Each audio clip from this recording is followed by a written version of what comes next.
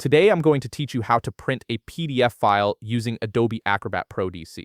Whether you're preparing documents for work or organizing your files, mastering the print function will streamline your workflow significantly.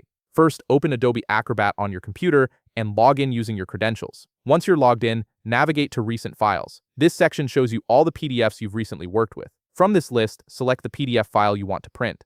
Clicking on it will open the document in your main workspace. Now that your PDF is open, look toward the upper left toolbar and click on Menu. A drop-down will appear with several options. From here, select Print. This opens up the print dialog where you'll configure all your settings. Alternatively, if you prefer a quicker route, you can also click the Print button located in the upper right corner of the screen. Both methods will take you to the same print settings window. Once the print dialog is open, navigate to the Printer section.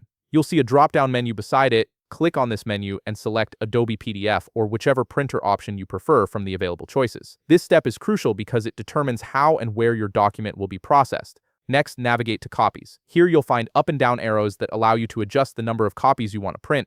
Simply click these arrows until you reach your desired quantity. This is particularly useful if you need multiple versions of the same document. Now move on to Pages to print. This section gives you control over which pages you want to include. You can select from options such as All, Current, or Selected Pages. Choose the option that best fits your needs based on what portions of the document you want to print.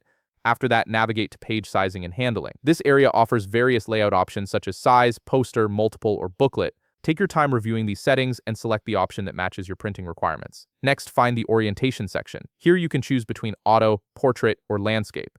Your selection will determine how the content appears on the printed page, so pick the orientation that works best for your document's layout. Once all your settings are configured to your liking, click Print. At this point, a new window will appear, prompting you to select a folder on your computer where you want the file to be saved. Browse through your directories and choose the appropriate location. If you need to rename the file, now's the time to do it. Simply type in your new file name in the designated field.